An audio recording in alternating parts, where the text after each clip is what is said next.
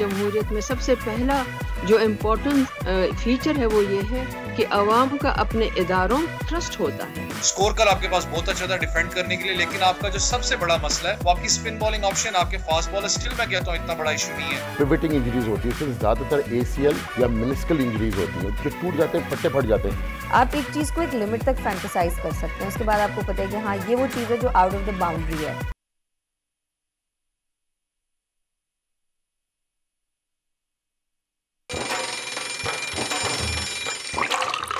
आजकल जिंदगी ही सुबह आउट ऑफ कंट्रोल है, दुनिया बोल है, तेरी दुनिया बोल है।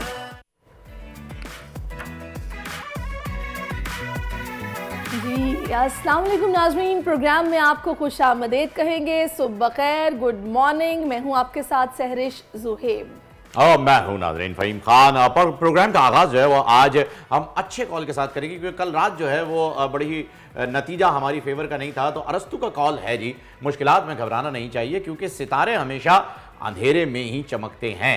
कल श्रीलंका के खिलाफ हम हारे ज़रूर हैं, मगर शायकीन क्रिकेट के दिलों को जीत कर हम आखिरी बॉल तक लड़े, मगर शायद दिन हमारा नहीं था। बाबर आजम, कौम तुम्हारे साथ है, क्योंकि हम तो कल ही कह चुके थे तुम जीतो या हारो सुनो, हमें तुमसे प्यार है। अच्छा मैं ये बताऊं आपको, मैंने वैसे बड़ी अक्लमंदी का मुजाहरा किया था। वो क्या? वो मैंने ये किया था कि मैंने 10 बजे टीवी बंद करके मैं सो गई थी। नहीं, बॉल मैच कल आखिरी बॉल तक जो है वो नहीं पता था नतीजा किसके पास है। मुझे लग रहा था कि नहीं हो पाएगा आज। वो होता है, स्ट्रगल की हमने, हम हाई स्पिरिट्स में थे, नजर आया कि हमने लड़ाई की, लेकिन ठीक है हमारा दिन नहीं था। हुई हैं कुछ गलतियां हुई, लेकिन मैच बिल्कुल आखिरी बॉल पे जिस मैच का फैसला हो ना, वो मैच तो बुरा नहीं हो सकता, बुरा नहीं हो सकता। लेकिन एक बात है फ़हीम, कोताहियां, कुछ गलतियां जो मुझे फील्डिंग में, बॉलिंग में बेतहाशा नजर आई। इंसान खता का पुतला है। अब मेरे ख्याल में वर्ल्ड कप पे जाने से पहले ये सारी गलतियां जो है वो सुधारना जरूरी हो जाएंगी, क्योंकि इस बॉडी लैंग्वेज और इस हार के साथ जो है वो वर्ल्ड कप में जाना बड़ा मुश्किल हो जाएगा। बिल्कुल। अब बढ़ते हैं जनाब बड़ी खबर की तरफ। अवाम ही ताकत का सरचश्मा है। जमहूरी इदारों को मजबूत से मजबूत तर बनाने के लिए पाकिस्तान समेत दुनिया भर में आज वर्ल्ड डेमोक्रेसी डे मनाया जा रहा है। यौम जमहूरियत मनाने का मकसद अवामी क़ुव्वत और उसकी राय को सबसे ज्यादा अहम समझा जाना है। सनसनी और थ्रिल से भरपूर आखिरी ओवर पाकिस्तान पर भारी पड़ गया। एशिया कप में दिफाई चैंपियन श्रीलंका ने पाकिस्तान को शिकस्त देकर फाइनल के लिए क्वालिफाई कर लिया है। शिकस्त के बाद ग्रीन शर्ट्स का टूर्नामेंट में सफर तमाम। मेगा इवेंट से पहले कौमी टीम में बड़ी तब्दीलियों का इशारा मिलने लगा है। एक्शन और थ्रिल से भरपूर पाकिस्तानी फिल्म 13 बड़े पर्दे पर आने को तैयार। अदाकार अदनान शाह टीपू अपनी जानदार सलाहियतों से एक बार फिर मदाहों को सरप्राइज देने को तैयार। फिल्म 13 की कास्ट आज बनेगी हमारी मेहमान। और काबिलियत ऐसी कि दुनिया हुई दीवानी। पुलिस कांस्टेबल की बेटी की हार्वर्ड यूनिवर्सिटी में धूम। शेखुपुरा की सेमाब पाकिस्तान का रोशन चेहरा दुनिया में मुतारफ करवाने के लिए पुरअज़्म। फ़ख्र पाकिस्तान डॉक्टर सेमाब का IG पंजाब के साथ इंटरव्यू सोशल मीडिया पर वायरल। काबिल तारीफ डॉक्टर से आज आपकी मुलाकात भी करवाएंगे। क्या बात है जनाब, और बड़ा अच्छा लगता है जब कोई पाकिस्तानी ऐसे अपने वालिदैन का भी और मुल्क का भी नाम बाहर रोशन कर रहा होता है। हाँ, ये तो सभी को पता है कि सोशल मीडिया स्पेशली ट्विटर के ऊपर भरमार हुई होगी ट्वीट्स की कल के मैच को लेके। तो ट्रेंड्स की जानिब बढ़ रहे हैं हम। टॉप ट्रेंड्स, बिल्कुल सही कहा आपने। 1,31,000 जो है वो ट्वीट्स हुए हैं। हैशटैग पाक वर्सेस श्रीलंका। जी हाँ, पाकिस्तान बमुकाबला श्रीलंका टॉप ट्रेंड कर रहा है। कौमी टीम का एशिया कप में सफर इख्तिताम हो गया। और आपको मजे की बात ये बताएं कि जी मैच जो है वो श्रीलंका ने सनसनीखेज मुकाबले के बाद पाकिस्तान को 2 विकेटों से हरा दिया है। और श्रीलंका की टीम ने 252 रन ही बनाए और पाकिस्तान ने भी 252 रन ही बनाए थे, क्योंकि DLS डकवर्थ लुईस मेथड जो है वो यूज हुआ था, इसलिए आपको रिस्ट्रिक्ट किया 42 ओवर्स में और स्कोर लेवल करने के लिए भेज दिया गया था। आप 2 विकेट से जो है वो जीत गए। अब ये DLS का क्या फॉर्मूला होता है, जब हमारे साथ एक्सपर्ट होंगे तो हम उनसे जान लेंगे। शायकीन का दिल जरूर टूटा है, लेकिन बहुत ही अच्छी बात यह थी कि एंड में आपको हमारी टीम बड़े जबरदस्त तरीके से कमबैक करते हुए नजर आई। काश ये कमबैक थोड़ा पहले हो गया होता। क्यों सर? हाँ बिल्कुल। अच्छा, मुझे ये लगता है कि जब हमारी बैटिंग चली थी ना, तो बारिश का जो स्पेल आया था ना, उसके बाद हम बहुत सेट नजर आए थे पहले की निस्बत। खैर, वही हार जीत खेल का हिस्सा है। दूसरा जो हैशटैग है वो बाबर आजम है, जिन पर कल काफ़ी लोगों ने तनकीद भी की। कुछ ने ये भी कहा कि भाई जाने दो, कैप्टनसी ठीक थी, होता है ऐसा। तो कौमी टीम के कैप्टन बाबर आजम ने टीम की नाकामियों का बरमला एतराफ़ भी किया है। कहा है कि श्रीलंका ने हमसे बेहतर क्रिकेट खेली है, वो जीत के मुस्तहिक थे। हमने फील्डिंग और बॉलिंग में बेशुमार गलतियां की हैं। ट्रेंड में सारिफीन बाबर आजम को मेगा इवेंट में कम बैक का मशवरा देते हुए उन्हें सपोर्ट करते नजर आए हैं। बड़ी अच्छी बात है। और अब तक 62,000 से ज़ायद सारिफीन ने ट्वीट्स करके उन्हें कहा है कि जनाब कोई मसला नहीं। क्या बात है जी, टेंशन लेने की जरूरत नहीं है, टेंशन देने की जरूरत है। Bobby, you are the king, you will definitely come back and strike back. और इसके साथ जो अगला हैशटैग है वो बड़ा कमाल का है यार, वी लव हिम। मतलब मैं रात को बड़ा डिसअपॉइंट हुआ सिर्फ और सिर्फ इस बंदे की वजह से। हैशटैग चाचा। चाचा के सोशल मीडिया पर चर्चे हो रहे हैं। श्रीलंका के खिलाफ अपनी उम्दा बॉलिंग से 3 शिकार करने वाले, और सबसे मजे की बात यह है कि जो पार्टनरशिप नहीं टूट पा रही थी और सारे बॉलर जो हैं वो हमारे थक हार गए थे, तब जाके इफ्तिखार अहमद ने एक ब्रेक थ्रू दिया आपको, और उसके बाद पे दर पे वो विकेट्स लेते चले गए, जिसकी वजह से एक उनका कैच भी जो है वो उनकी बॉल पे ड्रॉप हुआ रिजवान से। लेकिन बहुत ही ज़बरदस्त तरीके से जो है वो इफ्तिखार अहमद ने कल ना सिर्फ गेंदबाजी की बल्कि उनके बल्ले ने भी जो है वो बहुत ही ज़बरदस्त तरीके से रन्स बनाए। 47 स्कोर किया उन्होंने। जी बिल्कुल, तो ये दाद के मुस्तहिक हैं। अब जनाब हम आगे बढ़ते हैं, क्योंकि क्रिकेट में हम फिर से बात करेंगे, लेकिन अभी जो हमें बात करनी है वो ये है कि मुआशरे फ़र्द वाहिद से बनते हैं और जमहूरी असल ताकत की अलामत है। आज 15 सितंबर को अवामी ताकत के एतराफ़ का दिन है, यानी आज वर्ल्ड डेमोक्रेसी डे मनाया जा रहा है। दुनिया भर में आलमी यौम जमहूरियत मनाने का मकसद अवामी ताकत और उसकी राय को सबसे ज़्यादा अहम समझा जाना है। ये दिन 2007 में यूएन की जनरल असेंबली में मंजूर करदा मुत्तफ़िक़ा करारदाद के तहत दुनिया भर में 15 सितंबर को मनाया जाता है। पाफन की जो है वो चेयरपर्सन हमारे साथ मौजूद है, मुसर्रत कदीम जो है, उनसे बात कर लेते हैं। अस्सलाम वालेकुम। वालेकुम अस्सलाम, मेरा भी आपको सलाम। वालेकुम मुसर्रत साहिबा, आप सबसे पहले तो मैं आपसे ये जानना चाहूँगी कि आज यौम जमहूरियत का आलमी दिन हम मना रहे हैं, और इसमें कोई शक ही नहीं है कि ताकत का सरचश्मा अवाम होते हैं। पाकिस्तान एक जमहूरी रियासत है, हम लोग बाकायदा तौर पर उन स्टैंडर्ड्स को मैच कर रहे हैं जो होने चाहिए? ये तो इतना आपने कॉम्प्लिकेटेड सवाल कर दिया, इसलिए कि इसका जवाब भी मैं फिर ऐसे ही दूंगी। बिल्कुल हम अपने आप को एक जमहूरी हुकूमत मुल्क समझते हैं, हुकूमत अभी नहीं है। लेकिन देखें, इसके कुछ प्री रिक्विजिट होते हैं। जमहूरियत के कुछ, हम उसे कहते हैं, उसके कुछ फीचर्स हैं, कुछ उसके खसूसियात हैं, जो कि सबको पता है कि जमहूरियत में सबसे पहला जो इम्पोर्टेंट फीचर है वो ये है कि अवाम का अपने इदारों और अपने रहनुमाओं के ऊपर एक ट्रस्ट होता है, और इस ट्रस्ट के ये जो है ये पिलर है, एक सुतून है जमहूरियत का। दूसरा उसमें ये भी होना चाहिए कि आपका इदारे, आपके लीडरान, आपके मुंतखब जो आपके रहनुमा हैं वो कितने आपके रिस्पॉन्सिव हैं, आपको अकाउंटेबल है। तो अकाउंटेबिलिटी, रिस्पॉन्सिवनेस, ट्रांसपेरेंसी, शफाफियत जिसे हम कहते हैं, ये सारे वो इसके पिलर्स हैं जमहूरियत के, जो कि अगर हम इसको अपने कॉन्टेक्स्ट पाकिस्तान में देखें तो मेरा ख्याल है हम कुछ चीज़ें इसमें उस पे पूरा उस तरह नहीं उतरते जो कि जमहूरियत का खासा है। अच्छा मुसर्रत साहिबा, गुज़िश्ता हुकूमत के हमारे साबिक सदर जो गुजरे हैं, उनका नारा एक था जमहूरियत को लेकर के, मैं चाहूँगा कि आपकी उस बारे में क्या राय है वो भी ज़रूर बताइएगा। उनका नारा था जी, democracy is the best revenge. इस नारे के साथ जब वो वापस आए थे कि जी हमें इस प्रोसेस को आगे बढ़ाना है, और काफ़ी हद तक वो उसमें कामयाब भी रहे, लेकिन साथ साथ इसके साथ एक सेइंग भी बड़ी मशहूर है कि जी revenge is a dish best serve cold. क्या ये वजह है कि हमारा ये प्रोसेस जो है वो हमेशा थोड़ा सा डगमगाता रहता है? देखिए, मेरा ख्याल है जमहूरियत को जमहूरियत ही रहने देते हैं। उसको हम अपने ज़ाती सियासत के लिए जब इस्तेमाल करना शुरू कर देते हैं तो उसका नतीजा वो निकलता है जिससे अवाम डिस्टर्ब होती है। अवाम जो और जमहूरियत का जो असली उसकी जो शक्ल है वो किसी फॉर्म में भी हमारे यहाँ फिर एग्जिस्ट नहीं कर सकती।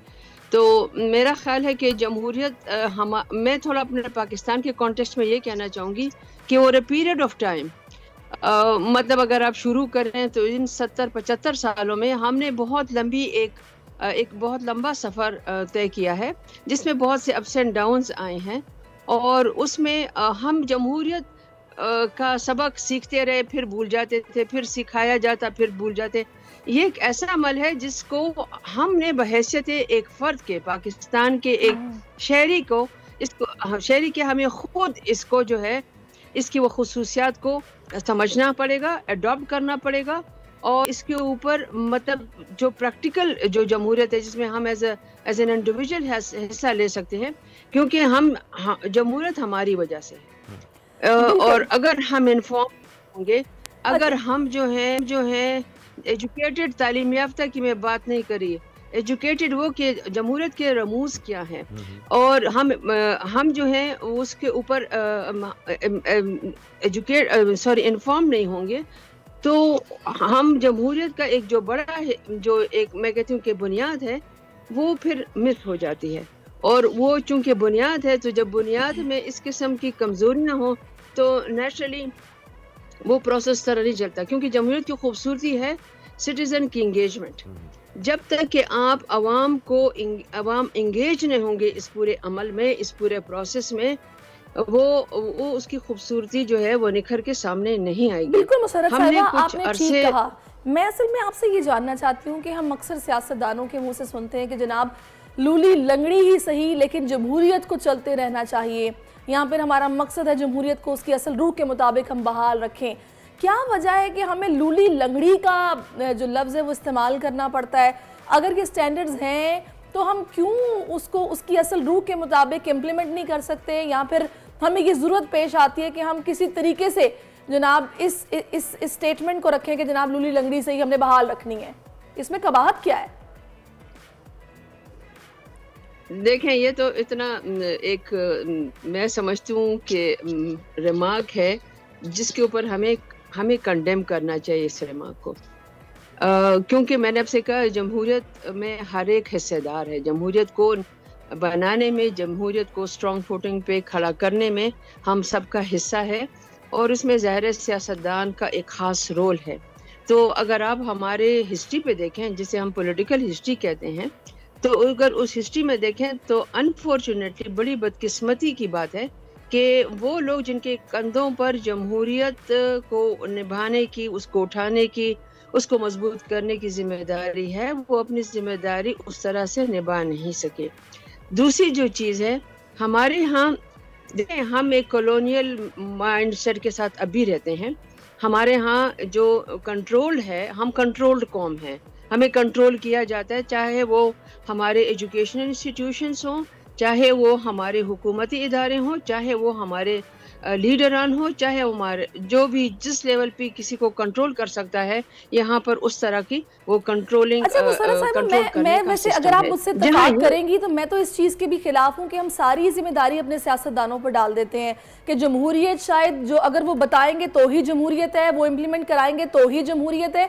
मेरी नज़र में बहैसियत पाकिस्तानी, बहैसियत किसी मुल्क में रहने वाले सिटीजन के हर किसी की इंडिविजुअली जिम्मेदारी है कि वो जमहूरियत की बहाली के लिए अपना अपना किरदार अदा करता रहे। आज इस खास दिन के मौके पर आप क्या बताएंगी एक सिटीजन को? मेरा सेंटेंस नहीं पूरा सुना। जी मैंने कहा कि कुछ जिम्मेदारी जो है बिल्कुल पड़ती है आपके पॉलिटिकल लीडर्स पे।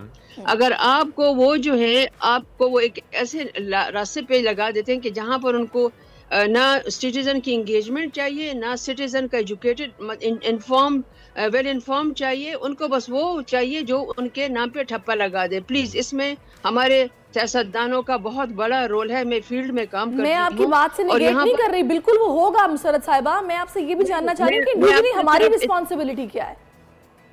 जी हाँ, मैं बताने जा रही थी, लेकिन आपने चूंकि मुझे वो आपने सियासतदानों वाली बात कर दी। मैं आपको बता, हमारी जिम्मेदारी ये है, हमारी जिम्मेदारी ये है कि हम बहैसियत एक इलेक्टोरेट हम देते हैं ना, वोट तो हमने देना है, चुनते तो हम हैं ना, तो हम पे तो सबसे बड़ी जिम्मेदारी है कि हम किसको चुन रहे हैं। और दूसरी बात यह है कि हम जो हैं, हम भी तो एंगेज नहीं होते। हम भी तो जब इलेक्शन आते हैं तो तभी हमें फील होता है कि हाँ, हमने जाके एक जिम्मेदारी पूरी करनी भी है या नहीं करनी। वोट की हद तक हम जमहूरियत को समझते हैं। जमहूरियत वोट की हद तक नहीं है, ये एक अमल है जो कि आपके यहाँ, हमारे यहाँ उस तरह से ग्रो नहीं किया जिसका हम समझें कि हाँ, हमने बहैसियत अवाम जो है वो अपने इदारों को भी के साथ मिलकर काम करना है या उनसे कहीं पर उनको अकाउंटेबल भी ठहराना है। ये हमारे यहाँ नहीं है। यही जमहूरियत का हुस्न है। मैंने सबसे पहले ये कह दिया कि आपका कि ये जमहूरियत का यही हुस्न है, ज़ाहिर है, और अवाम का एक राब्ता मिलजुल के जो है वो काम करना चाहिए। बहुत बहुत शुक्रिया मुसर्रत कदीम साहिबा, आप आज के इस अहम दिन के ऊपर हमारे और सैरिश इकबाल के फ़लसफ़े पर अगर अमल किया जाए तो इकबाल की ही बात से आगे बढ़ते हैं कि अफराद के हाथों में है अक़वाम की तकदीर, हर फर्द है मिल्लत के मुक़द्दर का सितारा। हर शख्स को जो है वो अपने हाथों में अपनी कौम की तकदीर समझनी है और अपने इस पावर को यूज़ भी करना है जो कि वोट की पावर है। अभी भी एक ऐसी खबर आ गई है जिसके लिए शायद आवाम को एक मरतबा फिर मिलकर सामने आना पड़े, क्योंकि कल 16 सितंबर से पेट्रोल की कीमतों में इजाफे का खदशा है। इस ज़मन में अगर ओगरा ने पेट्रोलियम मसनूआत की कीमतों में रद्दबदल का जो ये वर्किंग पेपर होता है गालिबन वो तैयार कर लिया है। दस्तावेज़ात के मुताबिक 16 सितंबर से पेट्रोलियम मसनूआत की कीमतों में 20 रुपये तक इजाफे की तजवीज़ दी गई है। पेट्रोल 20 रुपये, हाई स्पीड डीजल 14 रुपये फ़ी लीटर महंगा करने की तजवीज़ सामने आई है। अगर खुदा न खास्ता ये इजाफा हो गया तो पेट्रोल की कीमत बुलंद तरीन सतह यानी 326 रुपये लीटर तक पहुंच जाएगी। अच्छा, पता है आपको फ़हीम, अभी आज सुबह ही ऑफिस आते हुए मैं ये ऑब्जर्व करती हुई आ रही थी कि पेट्रोल पंप्स पर अच्छा खासा रश था, क्योंकि लोगों को ये पता है कि शायद आज रात में प्राइसेस बढ़ जाएंगे, तो बेहतर हम अभी से जितना फुल करवा सकते हैं करवा लें। खैर, हमने मुख्तलिफ शहरों से अपने नुमाइंदगान से रब्ता किया जो हमें सूरत हाल से आगाह करेंगे कि शहरी इस वक्त क्या सोच रहे हैं। तो इस वक्त कराची से हमें ज्वाइन किया हमारे नुमाइंदे ने, इस वक्त हमारे साथ कफील मौजूद है। तो मेरा ख्याल है पहले कराची का ही रुख कर लेते हैं, उसके बाद दीगर नुमाइंदगान भी हमारे साथ मौजूद होंगे जिनसे हम बात करेंगे। तो कफील बताइएगा, आप किस जगह पर मौजूद हैं, यहाँ पर क्या सूरत हाल देख रहे हैं? देखिए, जमशेद रोड नंबर 3 है जहाँ से मैं रिपोर्ट कर रहा हूँ, और शहरियों को रद्द-ए-अमल अमूमी तौर पे वही है जो इस वक्त पाकिस्तान में हर शहरी का है। महंगाई, इन्फ्लेशन और उसके बाद पेट्रोल और डीजल की प्राइसेस हैं, और उसके बाद जो है वो सोने पे सुहागा जो बिजली की कीमतें हैं। मैं आपको बताऊं कि नवंबर 2022 के बाद से अब तक बरतानवी खाम तेल और जो अमरीकी खाम तेल है वो 2023 की बुलंद तरीन सतह पर पहुंच चुका है, वो 93.80, और जो अमरीकी खाम तेल है वो $90 पर बैरल पर है। तो ये तमाम सूरत हाल यकीनन इंटरनेशनल मार्केट बढ़ रही है, पाकिस्तान में भी जो है उसके असरात होंगे, और पेट्रोलियम प्राइसेस की जो कीमतें हैं उसमें आज रात 12 बजे मुमकिन तौर पे इजाफा जो है वो कर दिया जाएगा। और ये इजाफा इस वक्त पाकिस्तान में वैसे ऑलरेडी जो है वो 306 रुपये समथिंग पैसा, यानी कि 300 कहीं 307 है और कहीं 306 रुपये, तो उसके बाद 315 तक जाने का इम्कान है। और जो डीजल प्राइसेस हैं वो अप्रॉक्सीमेटली 320, 322 और 325 के दरमियान जो है वो रहने का इम्कान है। तो यकीनन ये हाईएस्ट लेवल होगा। उसके बाद जो इम्पैक्ट आना है अशिया खुर्दनोश के ऊपर जो ऑलरेडी है, और लोग तैयार बैठे में, जैसे ये अनाउंस होगा तो उसके बाद ये कल परसों से आप देखेंगे ऑलरेडी जो दालें हैं उनकी प्राइस जो है वो बढ़ा दी गई हैं। दूध वाले तैयार बैठे हैं, उन्होंने बढ़ा दिए हैं। ब्रेड वाले तैयार बैठे हैं, उन्होंने बढ़ाने हैं। चावल वाले 400 रुपये से कम कोई चावल नहीं है कराची के अंदर, ठीक है जी। और दीगर सब्जियां आप देख लें, और दीगर आइटम्स आप देख लें, गोश्त आप देख लें, तो ये यकीनन इम्पैक्ट होगा आवाम के ऊपर। कफील, आप हमारे साथ रहिए। अक्सर हम ये देखते हैं कि फिर ये बातें हमें सुनने को मिलती हैं जी, मुर्गी पंजाब से आती है तो पेट्रोल महंगा हो गया, तो ये महंगी हो गई है। तकरीबन 400 के करीब अशिया जो महंगी हो जाती हैं। लाहौर से फिल्म ताबिश भी आई थिंक हमारे साथ है, ताबिश से बात कर लेते हैं। आइए लाहौर का रुख कर लें। हेलो, अस्सलाम वालेकुम जी, जरा लाहौर की सूरत हाल बताइए। ये पेट्रोल की खबर आने के बाद क्या रद्द अमल है लाहौरियों का? देखिए, बिल्कुल ओगरा की जानिब से जो है 20 रुपये तक की समरी जो है वो तैयार कर ली गई है, और आज रात 12 बजे के बाद जो है लगभग 20 रुपये के करीब जो है पेट्रोल कीमत में इजाफा हो जाएगा। अभी जो लाहौर में पेट्रोल की कीमत है वो 306 रुपये कीमत बताई जा रही है, और अभी से हम एक पेट्रोल पंप पर मौजूद हैं। शहरियों की जानिब से ये कहा जा रहा है कि जब पेट्रोल की कीमत कम होती है तो निर्खों जो है अशिया की कीमतों में कमी नहीं की जाती, जबकि जब पेट्रोल की कीमत में कमी होती है तो उस तरह उसका असर जो है चीज़ों में नज़र नहीं आता। मैं इस वक्त एक पेट्रोल पंप मौजूद हूँ, कैमरामैन अगर आपको दिखा सके तो अभी भी आप अगर बात किसी शहरी से हमारी बात भी करवाएं जो पेट्रोल के लिए आए हुए हैं, अगर मुमकिन हो तो बात करवाइए ताकि उनका रद्द अमल भी लिया जाए। पेट्रोल कीमत में फिर कितना घर का बजट मुतासिर?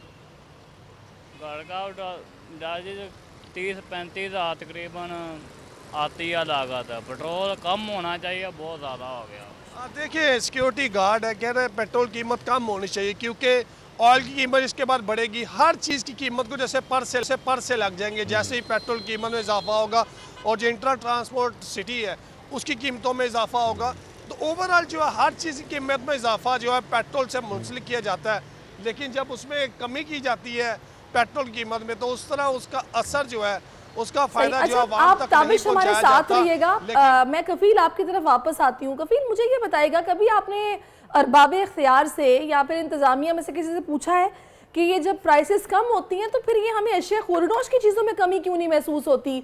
अंडे आपको पता है कि तकरीबन अब 320 रुपए पर जा चुके हैं। जरा पेट्रोल अगर कम हो भी तो वो 300 से जनाब नीचे नहीं आते। क्या वजह है कि उस तरह फिर कीमतें रिवर्स नहीं की जाती?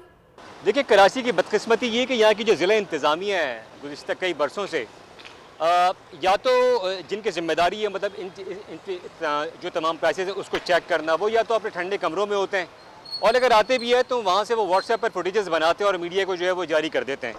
तो ये अलमिया है, इस पर अमल दरामद यकीनन बहुत ज़रूरी है कि जो महकमा है इस बात को जो वो इन्फोर्स कराए। मैं आपको बताऊँ कि परचून के लेवल की जो शॉप्स है कराची के अंदर, वह गुज़िश्ता 3 या 4 सालों से अप्रॉक्सीमेटली बताया जाता है कि वहाँ जो शीट होती है जो प्राइस के तहत जो है वो फराहम की जाती है उसके मुताबिक दालें और दीगर आइटम फ़रोख्त करने होते हैं, वो फराहम नहीं की जा रही है।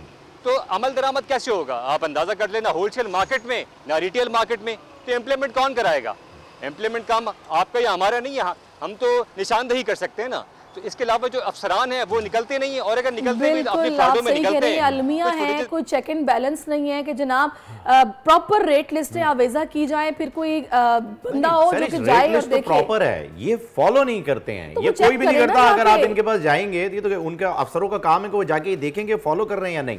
ये लिस्ट छुपा देते हैं और अगर कोई इनसे कहे लिस्ट फॉलो करो तो कहते हैं भाई आप जाएं यूटिलिटी स्टोर से जाके ले लें, यहाँ से आपको नहीं मिलेगा। तो यही हाल है। बहरहाल बहुत बहुत शुक्रिया कफील आपका, ताबिश आपका, आपने हमें ज्वाइन किया, अपडेट किया, सो मच। और अब जो है नाजरीन हम प्रोग्राम में शामिल करेंगे एक वक्फा, क्योंकि वक्फा जरूरी है। दुनिया बोल है में हमारे साथ रहिएगा, मिलते हैं छोटे से वक्फे के बाद।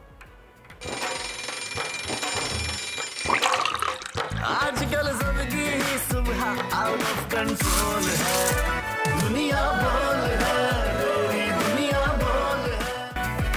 वेलकम बैक नाजरीन, और अब कुछ हम बात करेंगे क्रिकेट को लेके। जैसे कि मैंने शुरू में कहा था कि डिटेल में बात करेंगे आखिर हुआ क्या कि दिफाई चैंपियन श्रीलंका ने पाकिस्तान को सनसनीखेज मुकाबले के बाद शिकस्त देकर फाइनल के लिए क्वालिफाई कर लिया। उनका होम ग्राउंड था, क्राउड बहुत ज़्यादा था और अगर वो हार जाते तो बेइज्जती ज़्यादा होती। नहीं खैर, अब देखें ये तो दी डे जो है वो काउंट होता है कि आज क्या होने वाला है। खैर हाँ बिल्कुल, लास्ट टाइम भी वही जीते थे और इस मरतबा भी वो फिनाले तक पहुंच चुके हैं। सैयद मोहम्मद अवैस हमारे साथ मौजूद हैं, क्रिकेट एक्सपर्ट हैं, आइए उनसे बात कर लेते हैं उनकी क्या राय है। अस्सलाम वालेकुम, वेलकम टू द शो। वालेकुम सलाम सर, कल के मैच के बारे में सबसे पहले तो ये बताइए, दिल आपका क्या कह रहा है, फिर हम एक्सपर्टीज पे जाएंगे।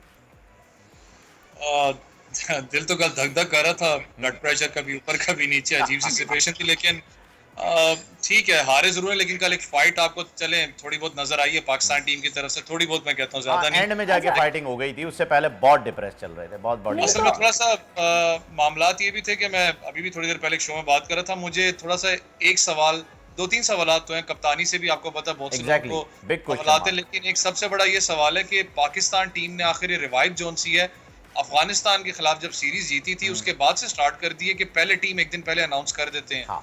इसका मतलब कि दूसरी टीम के पास एक चांस होता है कि वो अपनी हिकमत अमली को अपनाते हैं। वेरेस आपने कल भी देखा होगा, एक तो कल आपने जब टीम अनाउंस की तब भी थोड़ा सा एक शौक लगा कि अब्दुल्ला शफीक हैं उसके अंदर, चले ये मामलात हैं। फिर आपने जब टॉस से पहले एक शौक लगा कि जी इमामुल हक की तबीयत ठीक नहीं है, साउथ शकील बीमार हैं, तो ये हमारा ओपनिंग डिपार्टमेंट होगा। ये भी फिर एक शौक लगा लोगों को, भाई ये हो क्या रहा है। उसके बाद बाबर आजम के फेस से कल एक्सप्रेशन से पता लग रहा था, क्योंकि एसेट आपके पास कम थे बॉलिंग यूनिट के अंदर, स्कोर कल आपके पास बहुत अच्छा था डिफेंड करने के लिए, लेकिन आपका जो सबसे बड़ा मसला है वो आपकी स्पिन बॉलिंग ऑप्शन, आपके फास्ट बॉलर स्टिल मैं कहता हूँ इतना बड़ा इशू नहीं है।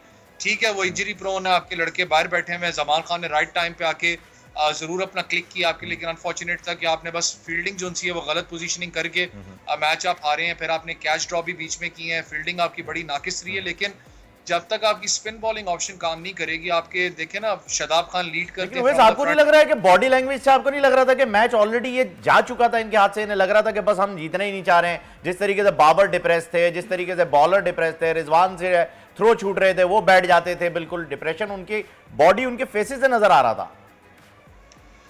देखिए बाबर आजम के ऑब्वियसली पता लग रहा था फेस से, जिस तरीके से बाबर आजम कल उनकी बॉडी लैंग्वेज थी, मैंने ये बार बार इस चीज को हाईलाइट करता हुआ हूँ, one of the best batsman, इसमें कोई डाउट नहीं है। लेकिन कप्तानी के मामले पे अगर मैं कहूँ तो बाबर आजम को आपने कितनी दफा इंटरेक्ट करते हुए अपनी टीम के साथ इन बिटवीन द ओवर्स देखे आपने बॉलर्स के साथ। कल देखें जिस वक्त शाहीन शाह अफरीदी पैनिक हो गए थे, ऑब्वियसली जब आपके पास दूसरा आपकी कॉम्बिनेशन बना होता है, लिमिटेड ओवर्स की बात नहीं कर रहा, 50 ओवर्स की बात कर रहा हूँ, नसीम शाह है, उसके अलावा आपके पास क्या नाम है दूसरे फास्ट बॉलर हारिस रऊफ है, तो जब कॉम्बिनेशन टूटे तो आपके बॉलर को हौसला चाहिए होता है, आप उससे बात करते हो जाके।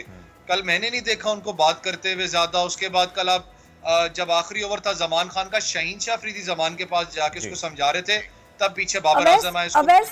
मुझे एक आखिर में बस एक बात बता दें कि मेरे ज़हन में बहुत सारे सवालात हैं कैप्टनसी को लेकर तो है ही। कुछ लोग ये भी कह रहे हैं कि जी अब इन्हें रेस्ट कराएं, बाबर को इनको इस प्रेशर में मत रखें, उन्हें प्रॉपरली अपना खेल खेलने दें, इससे आज़ाद कराएं। क्या वजह है, क्या कोई ऐसी पावर है जो उन्हें पुश कर रही है कि शादाब को तुमने रखना ही रखना है?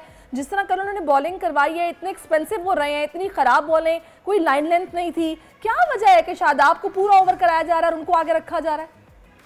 देखिए आपने कोटा तो अपना पूरा करवाना, मैंने कहा ना कि इशू आपका ये है कि आपके पास बॉलर्स इतने ज्यादा मौजूद ही नहीं। स्पिन बॉलिंग ऑप्शन में आपके पास कौन सा एक ऑप्शन है? नवाज ने कल बड़ी अच्छी बॉलिंग की है, उसके अलावा आपके पास स्पिन बॉलिंग ऑप्शन तो कोई मौजूद नहीं है, तो आपने शादाब खान से तो फिर कोटा पूरा करवाना है। रहा सवाल, देखें अब मैं चले अगर आप पार्ट टाइम स्पिनर की तरफ आते हैं इफ्तिखार की, जिसको लोग क्रिटिसाइज भी करते हैं, लेकिन हमेशा इफ्तिखार ने आपको पता है क्रूशियल टाइम पे पाकिस्तान को स्कोर करके भी दिया है विकेट्स। वो इसलिए देखें आप उनकी बॉलिंग पे अगर आप तनकीद करो तो उसका कसूर नहीं, क्योंकि वो बैटिंग ऑलराउंडर के तहत पाकिस्तान टीम में बॉलिंग ऑलराउंडर के तहत नहीं। और दूसरा आप उनको कितने लंबे स्पेल्स देते हो बॉलिंग करवाने के लिए, आप तो बहुत कम उनको स्पेल्स देते हो बॉलिंग करवाने के लिए। एक क्लब क्रिकेटर को भी अक्ल होती है कि जिस वक्त असलांका खेल रहे थे, अनफॉर्चुनेट था कि रिजवान ने आपको पता है पीछे विकेट कीपिंग में उनका कैच छोड़ा जिसकी वजह से इशू बना है, लेकिन जब असलांका खेल रहे थे, लेफ्ट हैंड बैट्समैन जब खेल रहा होता है तो एक क्लब क्रिकेटर को पता होता है कि मैंने यहाँ राइट आर्म ऑफ स्पिनर लगाना है तो उसकी शायद वो एक विकेट देने में यहाँ कामयाब हो जाए, और वो हो भी थे। लेकिन अनफॉर्चुनेट था कि कल आपकी फिर फील्डिंग को आप देखें जहां पर शायद एक रन बनता था। लेकिन वैसे बात है कि चीजें इतनी हमें इस मैच के बाद कुछ सीरियस दिखाई दी हैं, स्पेशली हमारा बॉलिंग अटैक, स्पिन अटैक को लेके कि हमें वर्ल्ड कप में जाने से पहले अपने आप को कुछ ठीक करना पड़ेगा, चेंजेस लाने पड़ेंगे, अदरवाइज बगैर स्ट्रेटेजी के हमें इस तरह नहीं जाना चाहिए जैसे हम यहाँ पर बिल्कुल मेंटली वीक नजर आए।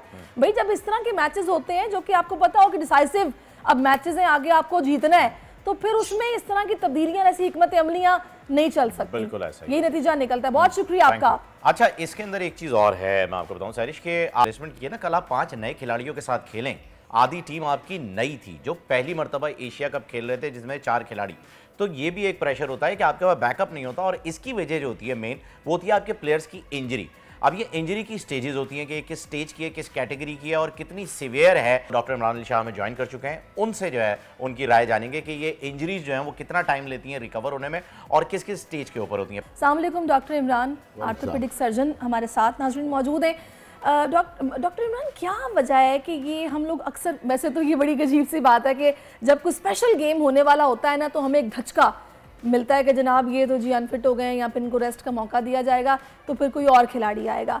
ये इंजरीज इस नौयत की होती हैं कि इसमें फिर आपको इतना लंबा रेस्ट, बाजू का तो होता है थोड़ा बहुत दर्द है जनाब, चल रहा है काम, अक्सर हम सुनते हैं कंधा, पसलियों में दर्द, बाजू की, हाथ की इंजरी, ये होता क्या है, इसमें कितना टाइम इसको रिकवर करने में लगता है?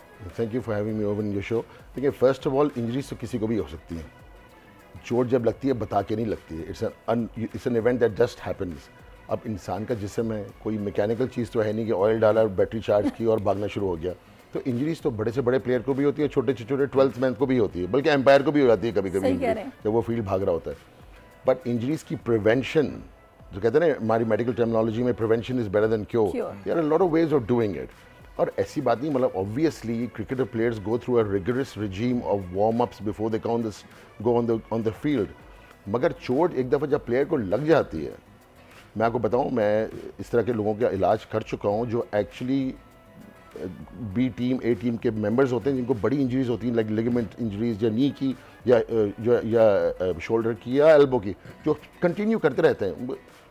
Main thing is to detect the injury, isolate, train yourself, rehabilitation is the most important thing.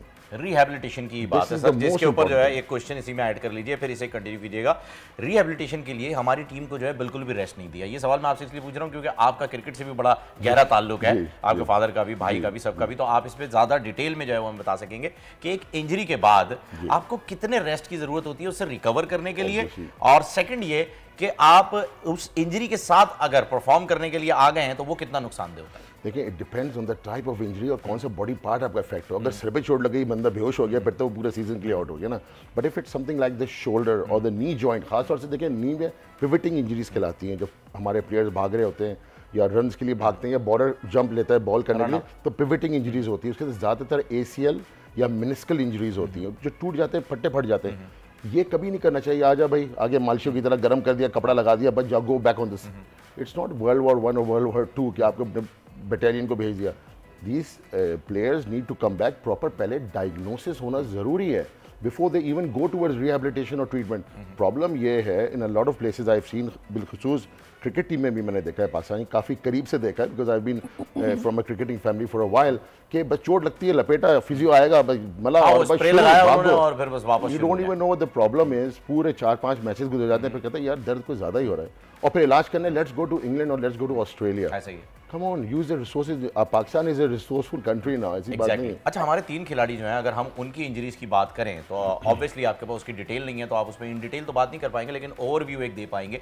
जैसे शाहीन है, उनकी बैक इंजरी जो है कल वो हाईलाइट हो गई थी, क्योंकि उनसे बैक बॉलिंग कराते हुए मूव नहीं हुआ जा रहा था, जिसकी वजह से उनकी बैक इंजरी बिल्कुल क्लियर नजर आई। और नसीम शाह, उनकी शोल्डर इंजरी है, जब उन्होंने डाइव लगाई थी तो उनकी शोल्डर इंजरी जो है वो इंडिकेट हो गई थी। हारिस की जो है वो बैक रिब्स के अंदर जो है इंजरी आई है, लेकिन उन्हें रेस्ट का कहा है और उनका MRI एटलीस्ट क्लियर है। इतनी रिपोर्ट हमारे पास है। देखिए, let's start with Shaheen. Shaheen is a good friend of ours and we know him very well. He's a very talented young man. There is no doubt about that. He's a real hero and pride of Pakistan, Shaheen Afridi. Fast bowlers के अंदर एक condition होती है, इसको स्पॉन्डिलोलिसिस कहते हैं, जो हमारे लोअर बैक है ना, L4, L5, L3, उधर के जो हमारे मोरे हैं, एक तरफ का मोरा टूटने के चांसेस होते हैं। अच्छा। अब इस तरह की जब चोट लगती है, ये नहीं करना चाहिए बस वार्म अप सेशन कर लिया। These people need urgent treatment. Again, treatment ये नहीं है कि आपने पेनाडोल एक्स्ट्रा दी और आयोडेक्स मल के हाँ बेटे जाओ। They need proper diagnosis in the form of a CT scan अगर हड्डी को देख रहे हैं, या MRI स्कैन अगर सॉफ्ट टिश्यू को देख रहे हैं। बट देखिए, आई am sure they have a regime. ऐसी बात नहीं, हम लोग डायग्नोसिस तो कर रहे हैं, यहाँ पे बातें कर रहे हैं और नहीं वो तनकीद कर रहे हैं, but I am sure they must get a scan done. ये हमारे देखिए, ये cricket players are like F1 cars, Formula 1 cars. जब एक गाड़ी आती है ना, पिट में खड़ी होती है, 4 लोग आते हैं सिर्फ टायर चेंज करने के लिए। ये हमारे Formula 1 प्लेयर्स हैं। Pakistan has invested a lot of money on them and public has a lot of expectations from them. बीच में बेचारा कौन फंसता है? प्लेयर फंसता है। बिल्कुल ऐसा। तो इस प्लेयर को आपको, हमारा फर्ज है, पाकिस्तान क्रिकेट बोर्ड का फर्ज है कि एक एजुकेटेड प्रॉपरली रिजीम के साथ चलें। First make the diagnosis and then a proper treatment and then go on to rehabilitation. क्या वजह है कि ऑस्ट्रेलिया लंदन जाना पड़ता है और हम लोग यहाँ क्यों नहीं इन फैसिलिटीज को अवेल करते अगर हमारे पास मौजूद है? मैं आपको बताऊं, अभी लास्ट वीक लोकल होटल में कराची में हमने पाकिस्तान की सेकंड बिगेस्ट नी मीटिंग की यहाँ पे, जिसमें हमारे पास America, New Zealand, Germany, England, Australia, ऐसी कोई चीज़ का इलाज नहीं। मैं तो जो मुझे तो खुद हैरत होती है, they spend millions of rupees in travelling. You know, अब आजकल के जियोपॉलिटिकल और इकोनॉमिक क्राइसिस के अंदर आप एक एक प्लेयर पे hundreds and thousands of dollars खर्च करके ऑस्ट्रेलिया जाके नी आर्थ्रोस्कोपी करवा ली, जाके भाई शोल्डर स्टेबलाइजेशन करा ली। देखिए, आजकल के ज़माने में कोई दूर नहीं है। You just go to any educated, चाहे हमारे पास आए कहीं पे भी जाए, एक बात ऐसी कह रहा हूँ मैं, go and gate treatment done locally.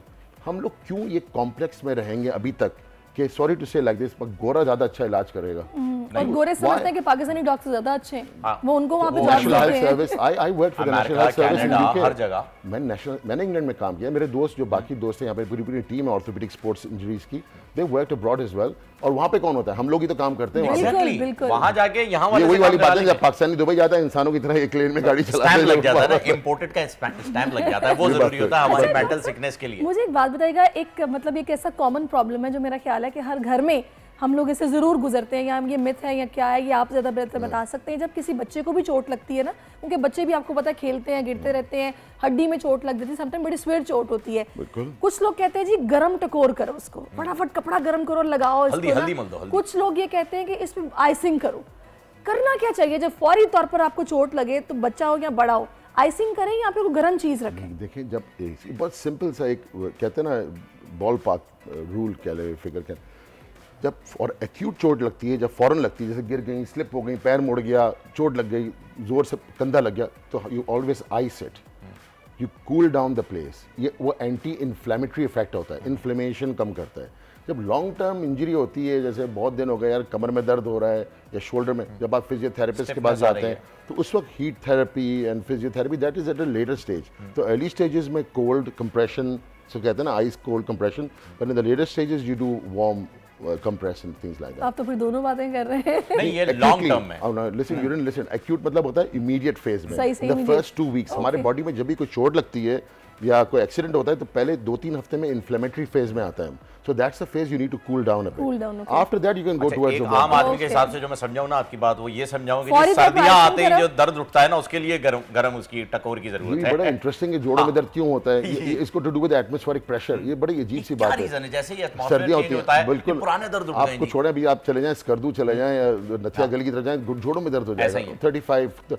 That is because of the regional atmospheric pressure as well। In winters it changes। This is something very weird and not अच्छा, जिन लोगों ने ऑपरेशन कराया हुआ होता है, जैसे मेरे फादर का भी मैं आपको बताऊं तो आपके फादर नहीं किया था इनका, उनका ऑपरेट भी, तो उन्हें भी जो है यहाँ पे स्क्रू और वो एक प्लेट लगी हुई है, तो जैसे ही वेदर चेंज होता है ना उसमें पेन आ जाता है। सारी बातें देखिए, स्क्रू प्लेट्स या मेटल वर्क सिवाय हिप रिप्लेसमेंट्स और नी रिप्लेसमेंट्स का not part of your body. That's alien material inside you.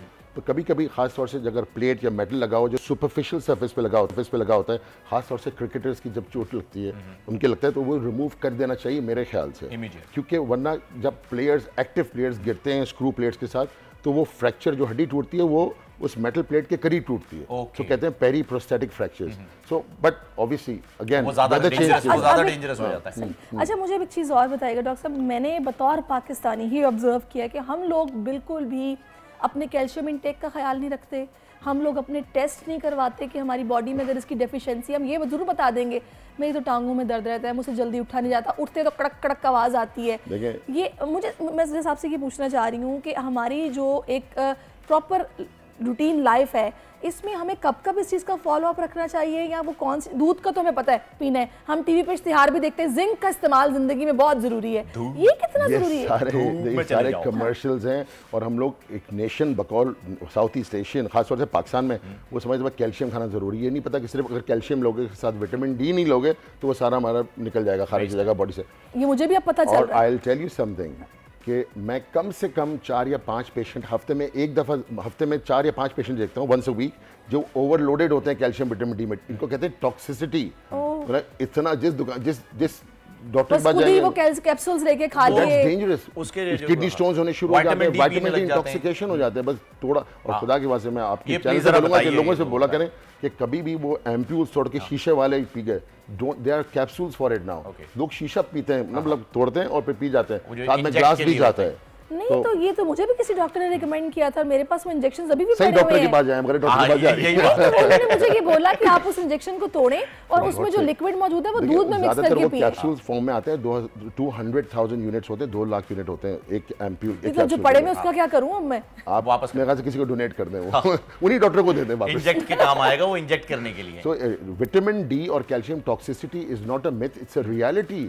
आप लोग ओवरडोज इतना हो जाते हैं, पेशेंट समझते हैं बस हम मजबूत हो गए। अच्छा, एक चीज रेकमेंड, वो तो खैर वो ब्रांड तो आरडीए कहते हैं, रेकमेंडेड डेली अलाउंस। एक तरीका है, एक जैसे फॉर एग्जांपल जिन पेशेंट्स की हड्डी टूटती है और एक प्रेग्नेंट लेडी, दोनों की एक ही रिक्वायरमेंट होती है विटामिन कैल्शियम की, तो इस हिसाब से it's not far away. Google master डालें आप तो सब प्रोफेसर। अच्छा डॉक्टर साहब, एक चीज और ऐड कर दीजिएगा इसी के अंदर, क्योंकि अब बात यही चल रही है, तो ये जो धूप से इनटेक मिलता है हमें विटामिन डी का, ये किस तरीके से मिलता है? क्या शान है अल्लाह की, ये भी क्या शान है अल्लाह की। अगर मैं आप लोगों को नटशेल में बताऊं कि हमारी खाल के नीचे कोलेस्ट्रॉल होता है, जब धूप लगती है तो वो कोलेस्ट्रॉल ब्रेक डाउन होकर हमारे लिवर में जाता है, फिर हमारे किडनीज में जाता है, फिर वहां से क्रिएट होती है vitamin D. Can you imagine the circuit that Allah has created? It's amazing how it works like that. बिल्कुल धूप बहुत ज़रूरी है। अच्छा, हमारे यहाँ अनफॉर्चुनेटली पब्लिक पार्क्स इतने नहीं हैं जितने होने चाहिए, और है भी तो वहाँ पे आपको पता ही है स्ट्रे डॉग्स और ये वो, I see dog bites all the time as well at practice. तो विटामिन डी सिंथेसिस के लिए it's important to get adequate sunlight. ये मतलब नहीं है कि आप छत पे जाके लेट जाएं और सनबर्न हो जाए, ज़्यादा नहीं, 5-6 मिनट्स के लिए अगर आप छत पे चलेंगे भी नहीं या बाहर चलें। किस टाइम की धूप के ऊपर ये प्लीज, ये भी बहुत अजीब सी बात है कि फजर जब जैसी नमाज हो, बस किरणें निकलने से पहले, सुबह शादी की पाँव फटने से पहले आप ये मिड डे निकल जाए, 11 बजे निकल जाए, 12 बजे निकल जाए, दोबारा नहीं, फेयर एंड लवली का इस्तेमाल किसी भी टाइम पे निकल जाए ना, किसी भी टाइम पे जी जी प्लीज। अच्छा लास्ट क्वेश्चन डॉक्टर साहब, मुझे सिर्फ ये बता दें किसी को ये डेफिशिएंसी है उसके सिम्टम्स क्या हैं, कैल्शियम और विटामिन? देखिए अगर पेशेंट जनरली स्पीकिंग उसकी vitamin D levels calcium levels बहुत ज़्यादा low, calcium level can be dangerous अगर बहुत लो हो जाए, और हाई भी हो जाए वो डेंजरस है, क्योंकि हमारा जो ईसीजी होती है ना दिल की पट्टी सुनते होंगे, अगर हाइपर कैल्सीमिया हो जाता है तो उधर प्रॉब्लम आनी शुरू हो जाती है, हार्ट की रिदम खराब हो जाती है। विटामिन डी कैल्शियम अमून जब लोगों के लो होता है तो वो लेथार्जिक फील करते हैं, कमज़ोर फील करते हैं, चिड़चिड़ा फील करते हैं, जनरल बॉडीज़ में 100 पेन्स होते हैं। बट अगेन इसका मतलब ये नहीं है कि आप जाते ही आपके व्यूअर्स जाएं और बस डॉक्टर साहब ने बोल दिया भागना शुरू कर दो। नो, मेक श्योर अगर आपको शक है या आप get your vitamin proper test करवाएं, डायग्नोस करवाएं, फिर जो है वो आप ट्रीटमेंट शुरू करवाएं। Thank you so much doctor Imran Shah साहब, आप हमारे साथ रहे। और नाज़रीन यकीनन अब आपको पता चल गया होगा कितनी टफ सिचुएशन से हमारी टीम इस वक्त गुजर रही है इंजरीज के बाद। इंशाल्लाह अल्लाह ताला ने चाहा तो बहुत जल्दी जो है वो हमारी टीम भी रिकवर कर जाएगी और वो नाज़रीन भी जो कि विटामिन डी और कैल्शियम की वजह से बीमार हैं। एक ब्रेक लेते हैं, वापस आते हैं, स्टे विद अस। आजकल जिंदगी ही सुबह आउट ऑफ कंट्रोल है, दुनिया बोल है, तेरी दुनिया बोल। जी जनाब, वेलकम बैक। और इस वक्त मेरे साथ बड़े ज़बरदस्त मेहमान मौजूद हैं जिनकी मूवी आने वाली है, और थोड़ा सा पहले मैं मूवी के बारे में बताती हूँ, उसके बाद इनका इंट्रोडक्शन आपसे कराऊंगी। गैर मामूली अदाकारी के हामिल अदनान शाह टीपू एक बार फिर से अपने मद्दाहों को सरप्राइज़ देने वाले, क्योंकि 29 सितंबर को उनकी फिल्म आ रही है जिसका नाम है 13, जो रिलीज़ होने जा रही है। एक्शन और थ्रिल से भरपूर ये मूवी है। मुझे ट्रेलर बड़ा पसंद आया और होप सो ये मूवी भी इतनी अच्छी होगी, लेकिन ये कैसी है ये हम जानेंगे। इस वक्त हमें ज्वाइन कर चुकी हैं इफ्रा नबील, हमारे साथ मौजूद है, एक्ट्रेस है। Thank you so much for your time. और जनाब वहाज, वालेकुम सलाम, तकी और नबील साहब मदारी के बाद अब ये फिल्म 13 लेके जनाब आ गए। तो सबसे पहले मैं आपकी तरफ आती हूँ, डायरेक्टर साहब ज़रा मुझे बताएं ये क्या इसके पीछे सोच थी, ख्याल था? सोने के लिए लेटा था, नींद नहीं आ रही थी सोचा हालात पे कुछ लिख देते हैं। अच्छा, तो बस ऐसे ही एक छोटा सा शॉर्ट फिल्म का आइडिया ज़हन में थे आपके? पाकिस्तान के जो चल रहे हैं ये सब तो चल रहा है, क्या चल रहा है यहाँ पे। अच्छा, तो स्टोरी ज़रा कुछ थोड़ी सी बताएंगे किस तरह की? स्टोरी के मेन पॉइंटर्स हैं, बस सिर्फ पॉइंटर ये हैं कि एक साइकोपैथ किलर है जिसकी एक हिट लिस्ट है जिसमें 13 लोग हैं और वो उनको मारने के लिए निकला हुआ है।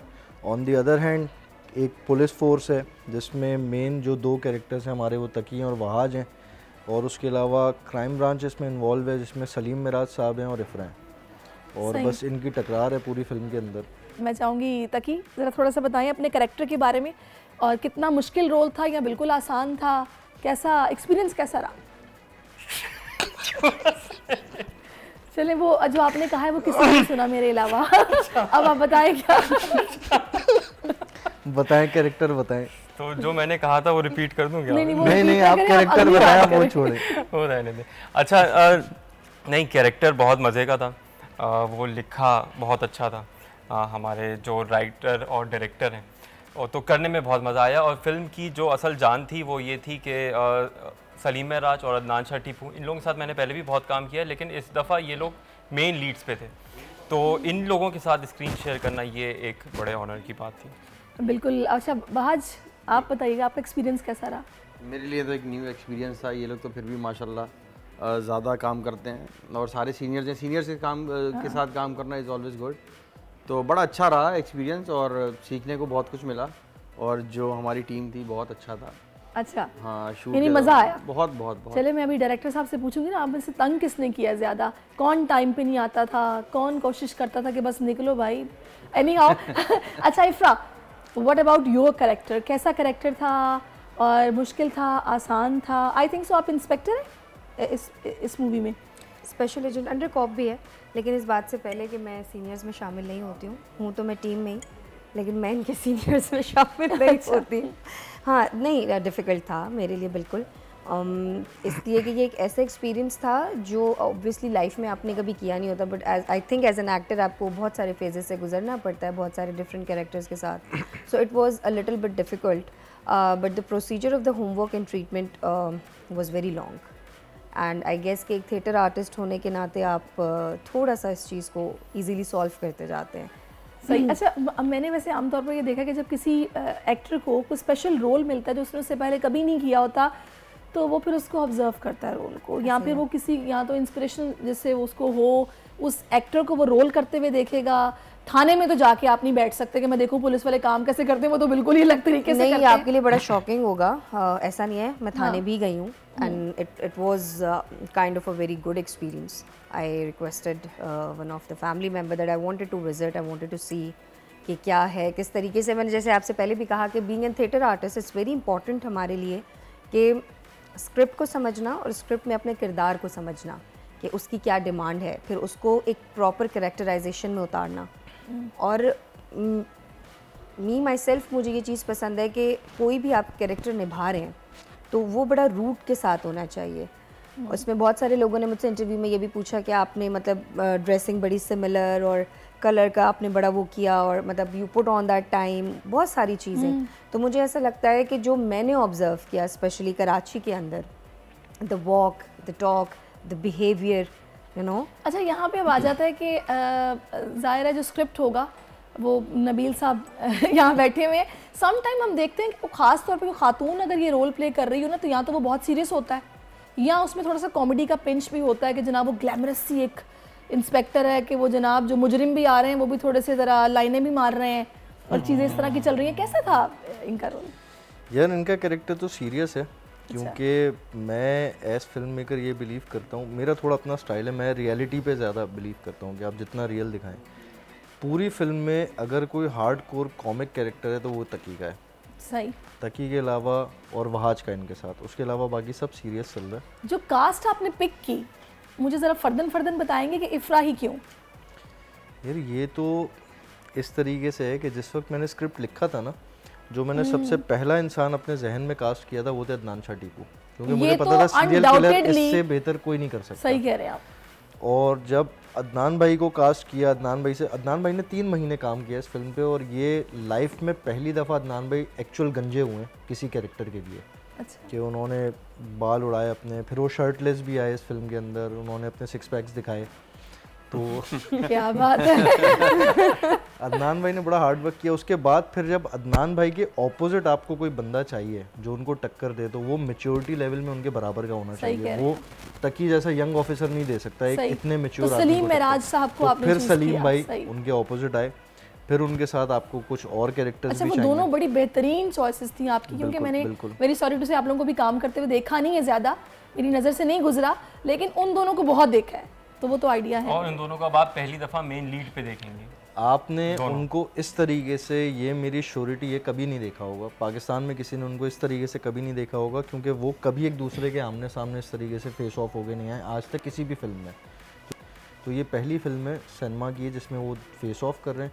दूसरा ये कि जितना ब्रूटल कैरेक्टर उनका है, अगर आपने ट्रेलर में देखा हो टीपू भाई जिस तरीके से चल रहे हैं, उनके ये लुक्स, उनका ये ब्रूटल कैरेक्टर कभी नहीं देखा होगा। अच्छा, तकी आपकी बड़ी बात कर रहे हैं नबील, मुझे ये बताएगा कोई कैसा वाकया थ्रू आउट द शूट जो आपको हमेशा याद रहेगा, जरा शेयर तो करें। बहुत सारे बता देगा। नहीं, हुआ ये कि जब मैं पहली दफ़ा सेट पे आया तो फिर मुझे ये था कि जब मैं इतने बड़े बड़े 2 टैंक्स के सामने खड़ा हुआ टैलेंट के, तो उनके सामने फिर मैं नज़र कैसे आऊँगा। तो फिर मैं इनसे काफ़ी कुछ डिस्कस कर रहा था कि यार हम इस कैरेक्टर को थोड़ा सा इस तरह ले जाते हैं, थोड़ा सा हम, तो ये मेरी कोई भी बात नहीं मान रहे थे। तो फिर जब फिर आपके मशवरे इस काबिल नहीं होंगे। जब शॉट होने लगा तो फिर मैंने खुद से ही कुछ चीज़ें करना शुरू कर दी जो इन्होंने अप्रूव करते गए, और फिर वो कैरेक्टर हमारा निखरता गया। सही नहीं तो वाकया तो कोई ऐसा बताए ना। ये कैरेक्टर ने जो इनका लिखा हुआ था स्क्रिप्ट में, वो एक इंतहा से ज़्यादा सीरियस कैरेक्टर था, और इस बंदे ने उसको पूरा बदल दिया उठा के। ये आके मुझे कह रहे हैं मैं इसको यूँ करता हूँ, यूँ करता हूँ, यूँ करता हूँ, और मैं उस वक्त ऑलरेडी शूट कर रहा था। मैं हर चीज़ को कह रहा था नहीं नहीं जो लिखा हुआ वही करो, बस और कुछ नहीं करना। फिर इन्होंने अनइंटेंशनली एक चीज़ ऐसी की, वो आप खैर फिल्म में आप एक सीन देखेंगे, बहुत इंटेंस सीन था, बहुत पावरफुल सीन था, और बड़ा एक फिल्म का मेजर सीन था। उसमें इस बंदे ने एकदम से एक ऐसी हरकत की कि मैं तो हंसते हंसते चेयर से गिर गया। सब हंस रहे हैं वहाँ पे, डीओपी ने कैमरा छोड़ दिया, सब हंसते रहे। और उसके बाद फिर भाई साहब को मैं लेके बैठा और मैंने कहा भाईजान जो आपने करना है करेंगे, आप जो करना है आप खुल के आ जाएं बाहर। तो फिर और मज़ा आया होगा काम करने का। तो महाज आप बताइए।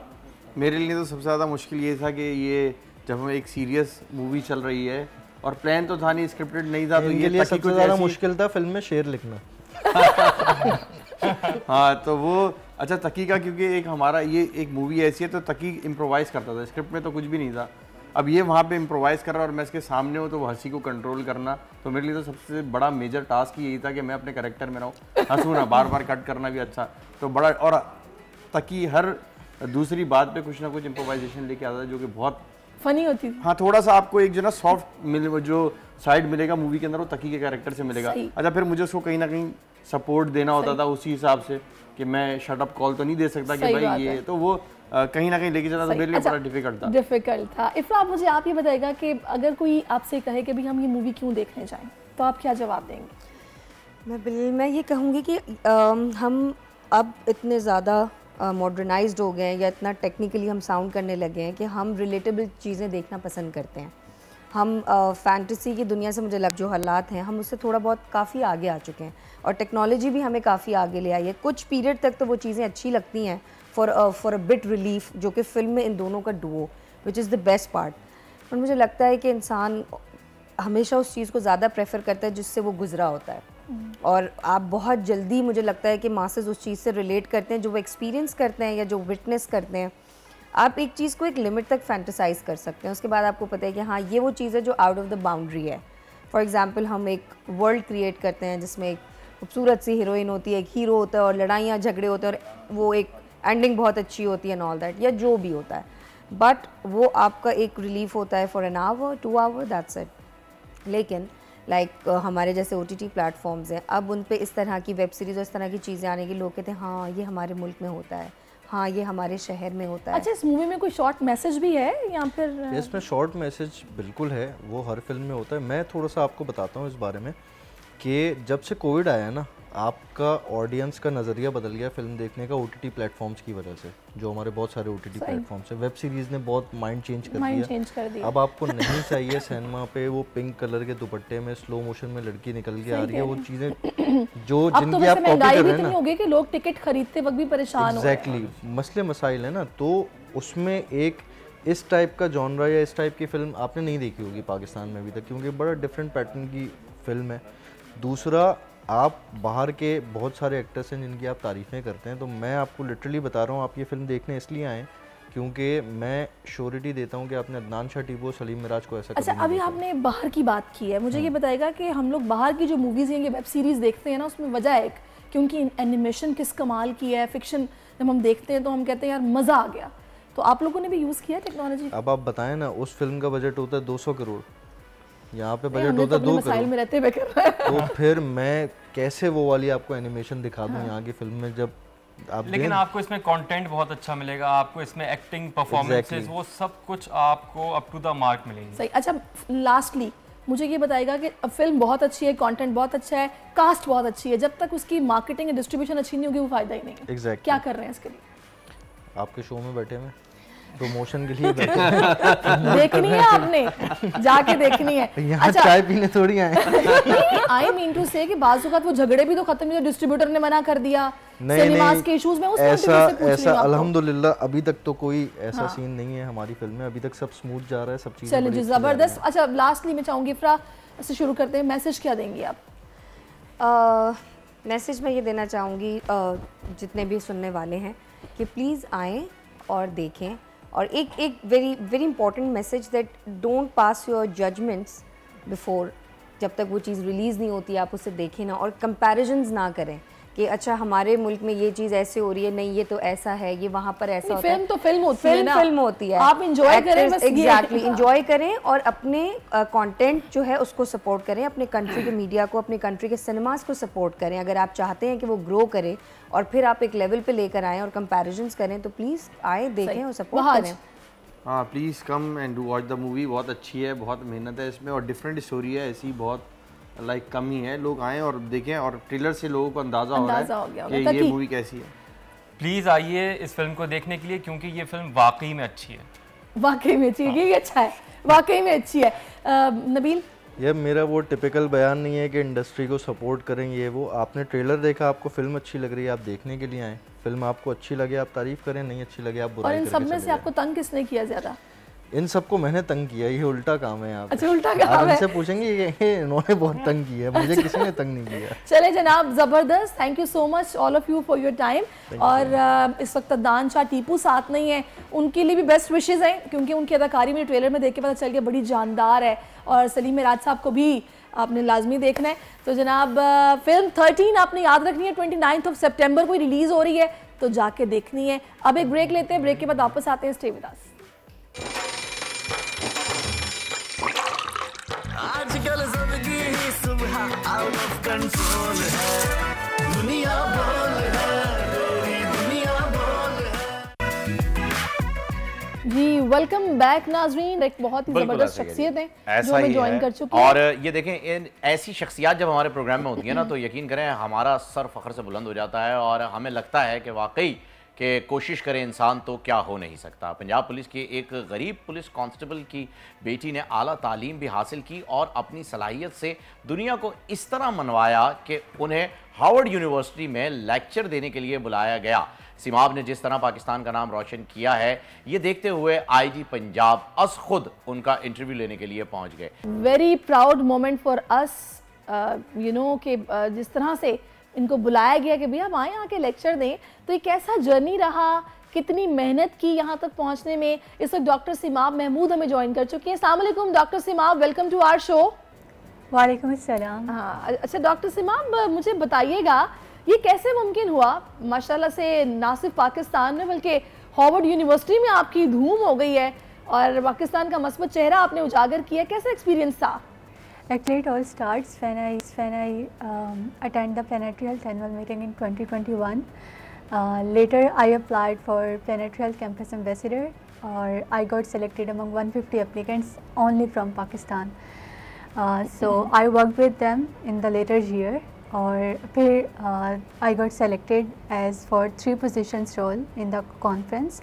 The first one is the Planetary Health Campus Ambassador, later as the travel scholar, and the side event speaker that for the 45-minute presentation over there.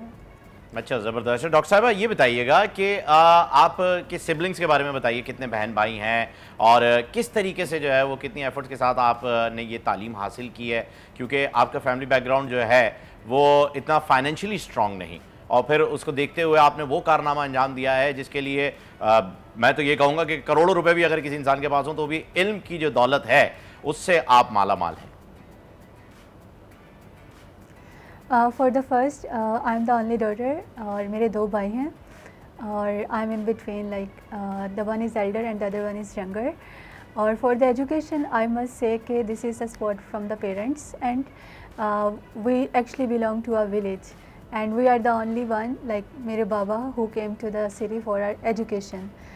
So I think this whole credit goes to my parents because this is their dream that I am living today. अच्छा doctor सिमाब, मुझे अपनी qualification के हवाले से ज़रा बताइएगा कि आपके ज़हन में शुरू से क्या था, क्रेडिट आप किसको देंगी, पेरेंट्स की कितनी सपोर्ट रही, जो भाई हैं उनको कितना सपोर्ट कर रही हैं, वो क्या कर रहे हैं?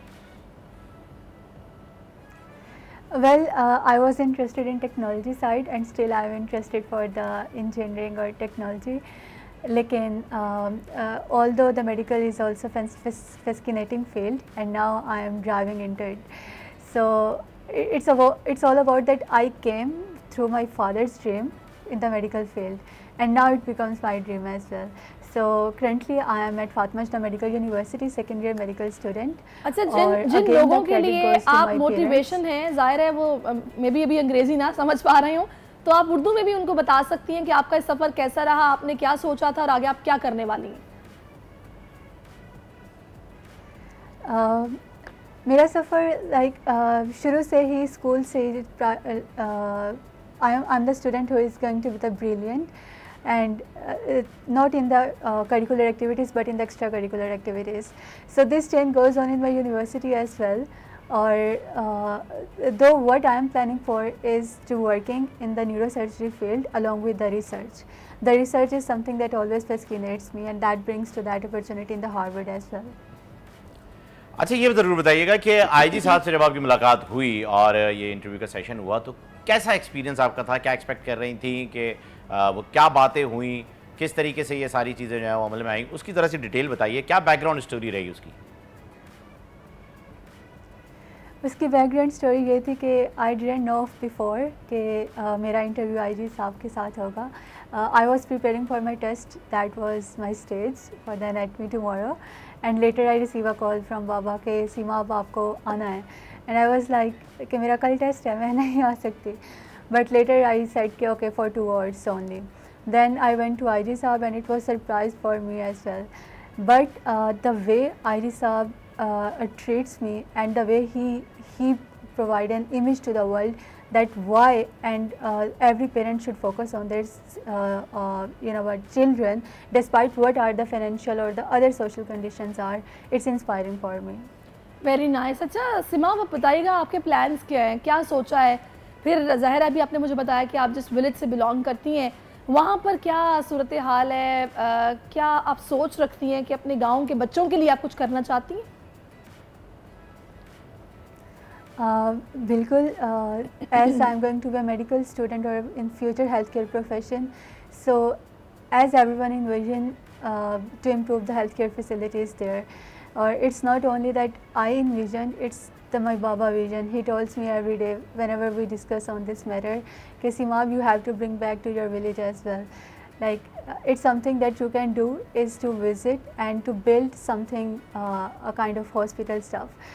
So obviously after graduation I am looking forward to working over there, particularly in improving the healthcare facilities as much as I can. आपने भाइयों के बारे में बताएगा, वो क्या पढ़ाई कर रहे हैं, वो आपसे कितना सीखते हैं, उन्हें आप पढ़ाती हैं? ये बात मैं कहना चाहूँगी कि although I am in middle, लेकिन शुरू से ही मैंने अपने भाइयों को like I was a big teacher of them. तो मेरा जो बड़ा भाई है he is taking higher education from स्पीडर यूनिवर्सिटी. जो मेरा छोटा भाई है he is doing the medical lab technician. So yeah we both we try our studying in the multiple fields. Okay doctor साहिबा, it was a nice story जो आपने बताई और बड़ी ही इंस्पायरिंग स्टोरी है आपकी. हम उम्मीद करते हैं कि जितने भी लोग गांव वगैरह में रहते हैं वो सिर्फ इसे एक्सक्यूज़ ना बनाएं कि ये हमारे पास फैसिलिटीज़ नहीं है. जो हासिल करना चाहता है इल्म वो हासिल कर ही लेता है. Thank you so much doctor Seema, साथ थी. अब सवालों और जवाबों से जब आगे बात निकल जाती है ना सैरिश, और जब हमारे पास जवाब नहीं होते तो हम कोशिश करते हैं कि हम या तो सितारों से इन्फॉर्मेशन निकालें या टैरो कार्ड के जरिए अपने बारे में जो है वो कुछ अगर पता चल सकता है तो पता कर लेते हैं, देखते हैं कि क्या होने वाला है. हमारे बहुत सारे ऐसे व्यूअर्स भी हैं जो कि ये जानना चाहते हैं कि उनके स्टार क्या बता रहे हैं, आगे आने वाले दिन उनके कैसे गुजरने वाले हैं.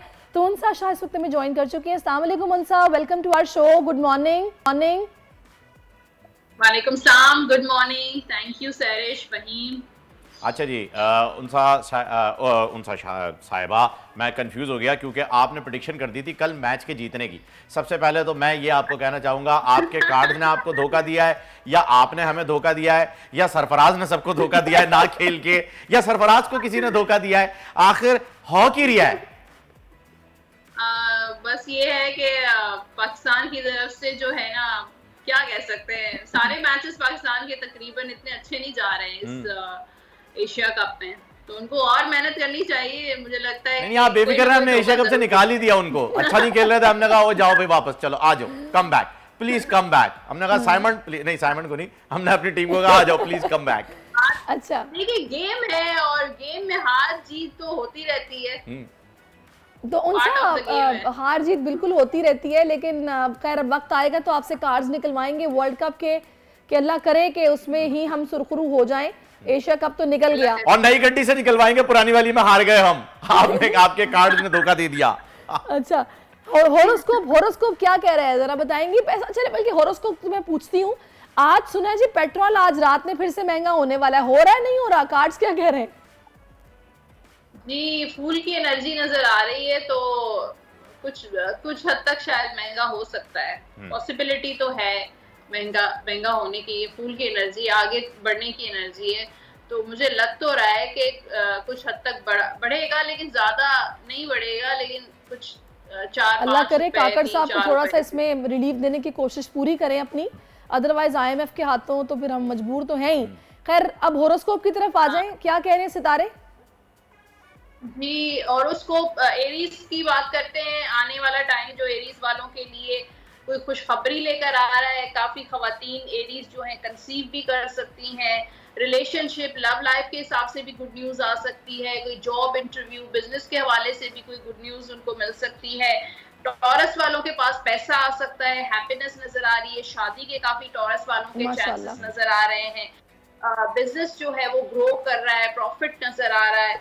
जेमिनाई वाले सफर पर जा रहे हैं, दोस्तों के साथ टाइम स्पेंड कर रहे हैं, यहाँ पर भी अच्छा टाइम फैमिली के साथ, फ्रेंड्स के साथ कुछ सेलिब्रेशन नजर आ रही है।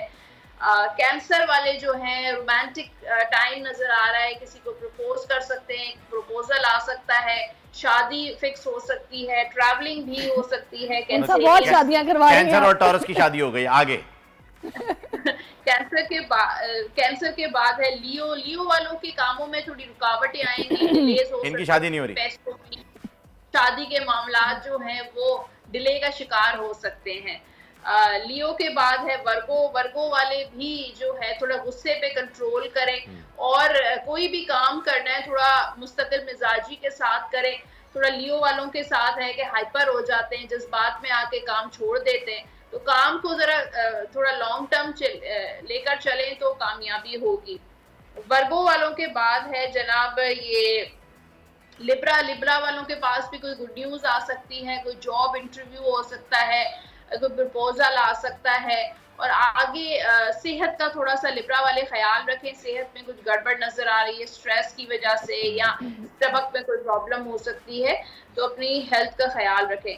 स्कॉर्पियो वालों के का भी अच्छा टाइम नजर आ रहा है, कोई अचीव होता हुआ नजर आ रहा है, जैसे कोई खुशियां मिल रही हैं, कोई प्रमोशन हो रही है उनकी, रिश्ता पक्का हो रहा है, रिश्ता पक्का जी, रिजल्ट अच्छा नजर आ रहा है, शादी के भी काफी हो गया जी। अब फोकस किए हुए शादी पर, जो भी वो मांगेंगे ना स्कॉर्पियंस आने वाले टाइम में उनकी ख्वाहिश पूरी हो रही है।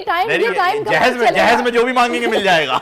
नहीं, मुझे पहले ये बताइए। अच्छा, लास्ट 2 मिनट से कंप्लीट करवाते हैं। आगे और भी शादियां हैं। तो अगर पास्ट उनका बहुत प्रॉब्लम थी, बहुत स्ट्रेस था सेजिटेरियस वालों का, तो अब एक न्यू बिगिनिंग नजर आ रही है, एक न्यू एनर्जी नजर आ रही है, जिसमें वो बिजनेस भी कर सकते हैं, अपनी शादी का अगर इरादा है तो तलाक मतलब सेजिटेरियस छोड़ दें, आगे बढ़े। वाले जो हैं वो इस वक्त बहुत मसरूफ, आने वाला जो टाइम है उनका बहुत मसरूफ रहेगा, बहुत फोकस होकर काम कर रहे हैं, हार्ड वर्किंग बहुत है, पैसा कमाते हुए नजर आ रहे हैं, पैसा कमा रहे हैं, पैसा बना रहे हैं। तो एक बहुत ज्यादा कैप्रिकॉर्न वालों की ऐसी है कि बस अपने काम पे फोकस है, इर्द गिर्द नहीं देख रहे कि क्या हो रहा है क्या नहीं हो रहा है, बिल्कुल इग्नोर कर रहा हूं मैं, बराबर में ही है इग्नोर।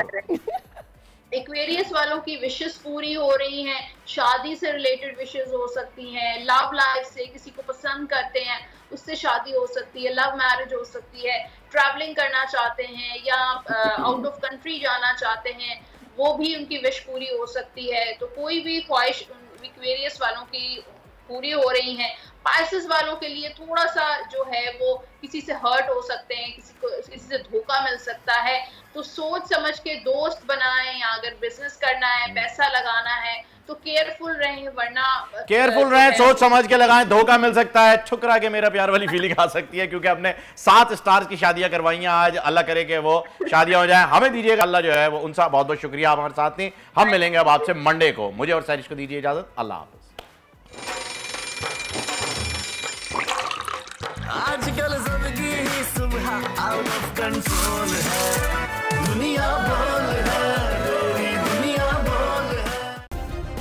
सब्सक्राइब करें और बेल दबाएं ताकि कोई खबर रह न जाए।